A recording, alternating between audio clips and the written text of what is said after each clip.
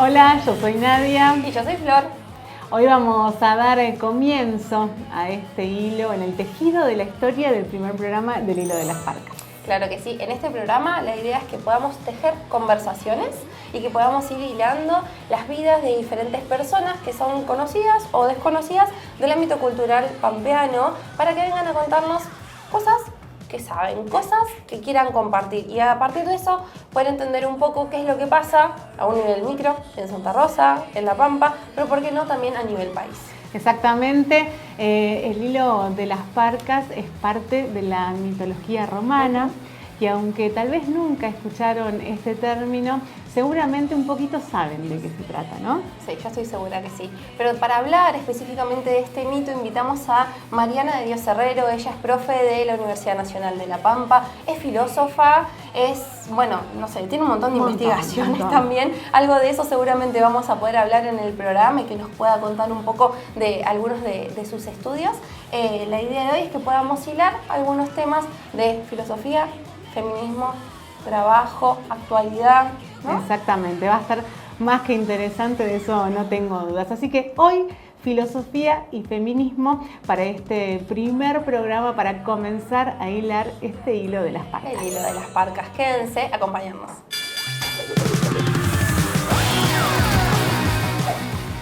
Muy bien, regresamos, seguimos aquí en el hilo de las parcas y ya está con nosotras nuestra invitada, Mariana de Dios Herrero. Bienvenida. Gracias. A este primer programa. Gracias, muchas gracias. Queríamos tenerte aquí con nosotras, pero antes de introducirnos al mito y de saber un poco más al respecto, sabemos que tenés una extensa carrera en investigación, en filosofía, en docencia, pero como primera pregunta queríamos saber cómo te definís. Bueno, yo me defino como una persona curiosa y que me encanta saber cosas y ando por ahí buscando todo el tiempo, así que no hay una definición concreta de mí porque se va haciendo la definición. Muchas. Se va haciendo en el camino. Se va construyendo todo el tiempo. Sí, vos sos muy multifacética, con intereses de todo tipo. Sí, por eso. Es como que se va renovando a medida que va pasando el tiempo, que está bueno. Sí, por eso me siento siempre joven, porque siempre estoy descubriendo cosas nuevas. Sí, qué lindo, qué bueno eso. Estábamos investigando un poquito porque dijimos, bueno, es interesante para poder dar inicio al programa, pero veíamos una diversidad de temas en los cuales abarcabas. Y ahora sí, si querés nos podés contar un poco, nos interesaría conocer acerca de este mito del hilo de las parcas. Bueno, el mito de las parcas es un mito romano, pero como todo mito romano viene de la mitología griega. Entonces los romanos le llaman a las parcas a esas tres diosas que gobiernan los destinos humanos. Sujeta ese débil hilo de vida mortal. Ténsalo bien.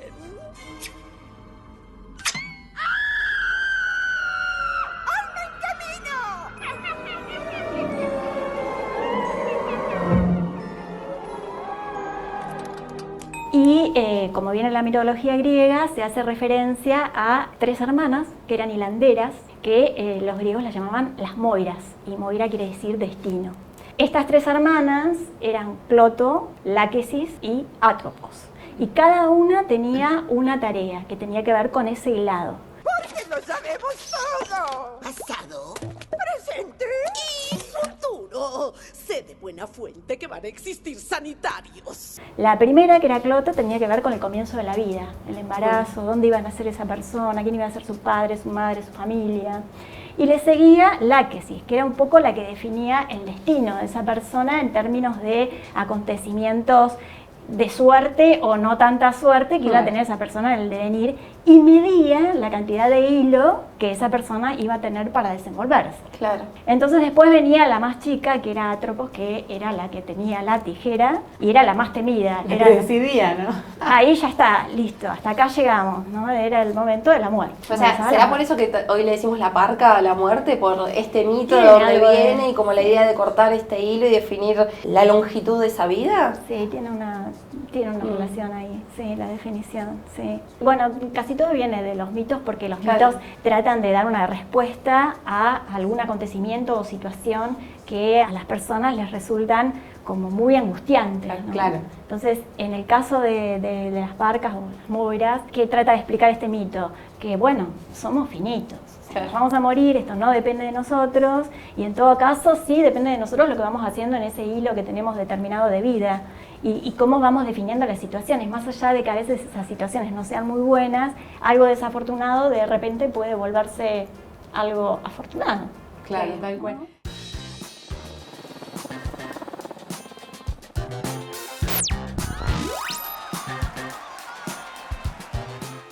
Muy bien, volvemos, seguimos en de las arcas. ¿Qué rol tenía la mujer? Que aparte, bueno, de este mito que nos contás, en toda la mitología griega, romana, la mujer. Bueno, la mujer no sale muy No, del ¿no? todo favorecida. En este caso de este mito tienen un poder las mujeres, Sí. porque justamente son las que deciden el destino, que incluso hasta los dioses estaban sujetos a este destino, es decir, que eran muy importantes. Pero fíjense que estaban invisibilizadas, ¿no? Estaban por fuera, estaban como un poquito escondidas estas hilanderas, no tenían un papel protagónico. Claro. Y después recuerdan el mito de Pandora, ese que Claro. abre la caja y salen todos los males. Digamos que en la mitología tampoco están muy bien, y muchas de las diosas sujetas siempre a la voluntad de Zeus, ¿no? Claro. Entonces, bueno, ya desde ahí ya arrancamos. Como que ahí ya podemos empezar a ver una idea del rol de las mujeres en esa sociedad, en esa cultura, en esas ideas, y también un poco de algunas cosas que traemos hasta hoy en día, ¿no? Empecé a pensar un poco en eso. Digo, cuántas cosas por ahí de esta estructura cultural que estás contando se mantiene hasta hoy en día, incluso la invisibilización, ¿no? Sí. del rol de las Sí. mujeres. Totalmente, sí, eso continúa. Otra cosa que nos parecía súper interesante poder conversar con vos es ¿qué se entiende por una filosofía feminista o qué es hacer una filosofía feminista? Hacer una filosofía feminista. Bueno, esto tiene que ver con el feminismo, cómo se fue dando, cómo fue creciendo. El feminismo es una filosofía, si uno la piensa desde una perspectiva que abre, ¿no? El feminismo como tal se vuelve un movimiento político y colectivo. Claro, sí. Entonces ahí, no sé, en términos teóricos podemos hablar de una filosofía feminista, pero es más que eso, digamos, el feminismo es un movimiento que tiene impulso, que tiene fuerza, como lo hemos visto en las últimas décadas, con movimientos globales, como han sido la violencia contra la mujer. La Argentina pionera, ¿no? En cuanto al movimiento en sí. Sí, bueno, lo que fue el movimiento de Una Menos y la Marea Verde, pensando en estos activismos, ¿no? Sí. a los que hago referencia, creo que son muy significativos. Pero bueno, Muy del uso de la calle también, ¿no? De esa movilización y la ocupación del espacio público. Me parece que ahí también hay Bueno, el algo espacio como la público- salida de lo privado hacia lo público. sí, incluso ahora lo público ha tenido grandes modificaciones que tienen que ver con la tecnología, la cuestión de las redes, por ejemplo. Esto ha abierto un montón y ha también dado la oportunidad al feminismo de protegerse un poco más, Seguro. ¿no? de hacerse más visible, pensando en términos de lo que hablábamos hoy de invisibilidad y bueno. Lo hablábamos un poco cuando estábamos planificando este programa y decíamos que el feminismo lo vemos en la calle, pero todavía dentro de los hogares no termina, ¿no? De drenar, digamos. Exactamente. Sí, Es sí. algo que ocurre. Como me Sí. parece que hay un discurso, ¿no? Un discurso bastante socializado que se comparte y todo, pero ¿qué pasa dentro de ¿Qué pasa dentro de la las casas? casa? Bueno, esto es interesante. Ahora, últimamente estoy leyendo una feminista inglesa que se llama Sarah Ahmed, y ella dice que tiene un libro que es muy recomendable, que es Vivir una vida feminista, y ella justamente dice que el feminismo es una tarea para la casa. Ah, mira. Aparte de hablar del feminismo colectivo, dice, es una tarea para la casa, es decir, hay que traerla a la casa. Cuando habla de casa se refiere a los hogares y también a los lugares de trabajo. ¿Por qué? Porque, ¿qué busca el feminismo? A ver, ¿contra qué lucha? Contra el sexismo y contra el racismo fundamentalmente. Pero bueno, son dos pilares justamente del capitalismo. Por lo tanto, no es visible para todos y todas una actitud o una situación de sexismo o de racismo. Entonces, digamos, las feministas tenemos que estar atentas a esto, y esto pasa en nuestras casas, Sí. en nuestra propia casa. Exacto. Es muy interesante también el trabajo que has realizado respecto a esto, el trabajo doméstico también. ¿Qué te llamó la atención para hacer referencia a esta investigación que llevaste adelante, que la verdad es súper interesante, Sí. Mariana? Sí, ese fue uno de los primeros trabajos en el que yo empiezo a desarrollar una investigación dentro del Instituto de Estudios de Género en la universidad. Fue como el primer, no sé, yo en ese momento estaba estudiando filosofía, estaba haciendo una maestría de filosofía que tenía que ver con el trabajo, digamos, uno de los ejes era trabajo. Y Sí. yo quería enfocar algo que tuviera que ver con género, entonces me pareció que nada más que Transversal, ¿no? Al género y a los roles de género que nos han asignado. Exacto. El trabajo doméstico. Entonces arranqué por ahí, por eso fue una de fue la primera investigación que hice. Sí. ¿Y qué destacás de ese trabajo? Bueno, el trabajo doméstico yo me ocupé sobre todo lo enfoqué desde las empleadas domésticas, el empleo doméstico. Entonces porque ahí aparecía la figura de la empleada, aparece como el alivio de la ama de casa, porque la ama de casa es una clase media, bien, ¿no? Estamos hablando del sector que justamente delega toda la responsabilidad a una clase más baja, que es el de las empleadas domésticas. Sí. Entonces, bueno, por ahí fui estudiando y lo que pasaba era esto de que es un tipo de trabajo, la verdad, muy particular, porque se mezcla lo que hablábamos recién de lo público con lo privado, porque en realidad es un ámbito público si lo pensás desde el lugar del trabajo, pero es un ámbito privado desde el lugar donde lo desarrolla. Entonces ahí era como que se solapaba mucho esto de lo que era un trabajo en términos de contrato y lo que era el trabajo en sí, que implicaba cuidar niños y niñas, por ejemplo, que es algo súper delicado. Porque digo, una cosa también es la limpieza del espacio, pero otra cosa es ya el vínculo con los niños, niñas, tal vez con una adulta o un adulto mayor, ¿no? Hasta las mascotas. La tarea de cuidado. Hasta las mascotas, digamos, todo recaía sobre ellas. Cuando yo las escuchaba, todo lo que es el cuidado, eso es lo que se delega, el cuidado. Que es lo que está y haces mención además de esta cuestión de generación en generación, ¿no? Que también se transmite de madres a hijas trabajadoras de casas. Sí, incluso había familias, de mujeres e hijas que trabajaban en las mismas familias, iban recomendándose, entonces las hijas capaz que iban a trabajar a la casa de, no sé, la prima, la hermana, la tía de la patrona de su mamá, y así. Sí. Y fue en Santa Rosa, ¿no es cierto? Fue en Santa Rosa, sí. Sí, fue en Santa Rosa. Como que también hay una dificultad para salir del círculo de empleo doméstico, ¿verdad? O por ahí, bueno, es algo que digo desde el prejuicio y el desconocimiento, pero me da la sensación de que a veces está... se hace difícil poder salir de ese círculo en el que por ahí estudiar no se hace posible porque lo necesario es llevar el dinero a la casa o poder tener un trabajo para sostenerse, ¿no? Sí, es el trabajo es la salida laboral más rápida que tienen. Entonces, por eso. Y también es cierto que en nuestro sistema educativo, si bien se trata de incluir, se hace bastante difícil sostenerse dentro del sistema educativo. En el momento que yo hice la investigación fue antes de que el secundario se hiciera obligatorio.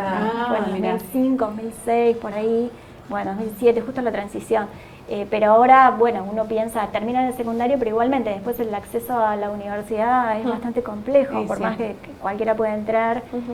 Y requiere de una disponibilidad en realidad de horarios, de tiempo, de por ahí transporte. Que es un trabajo muy mal pago también, ¿no? Sí, o los terciarios, por ejemplo, que funcionan con horario de la facultad, tiene horarios un poco más libres que permite acomodarse a las clases, a los horarios, pero por ejemplo el terciario que funciona a un horario fijo, bastante complicado. Claro. Y ahí en el terciario, por ejemplo, en la época de trabajar en el terciario, tenía estudiantes muchas niñeras, yo trabajaba en el profesorado a nivel inicial, teníamos muchas chicas que trabajaban como niñas y realmente se les complicaba mucho cumplir el horario para ir y salir de clase. ¿En tu registro hay datos acerca de hombres que se hayan dedicado a la actividad? Del trabajo maestro de nivel. No, para el trabajo, no. Nada. No, sí hacen otro tipo de trabajo, el jardinero. Claro, como más mantenimiento, ¿no? Hay una idea más de mantener o reparar o, no sé, cortar césped, una cosa así. O lavar el auto. Que esto también aparecía en las familias, que por ejemplo la hija era empleada doméstica y el hijo iba y le hacía el jardín a la patrona. Claro. Sí, como la cuestión generacional del servicio, tal vez, dentro de ese espacio, pero con las tareas igualmente divididas. Pero no la tarea de cuidado. Esa no. Claro. Bueno, Mariana, súper interesante todo esto que nos estás compartiendo. Pero yo quiero aprovechar para dejar una preguntita para el último bloque del hilo de las parcas, hablando un poco acerca de feminismo, de filosofía, y se me viene a la cabeza estas nuevas derechas que tenemos no solamente en nuestro país, sino a nivel mundial. ¿Y qué rol nos toca a las mujeres allí? ¿Y qué rol y qué le toca al feminismo, ¿no? ¿Qué nos queda por hacer como mujeres, como feministas de cara a lo que está ocurriendo a nivel político y social? Pero lo vamos a escuchar a su respuesta en el próximo bloque.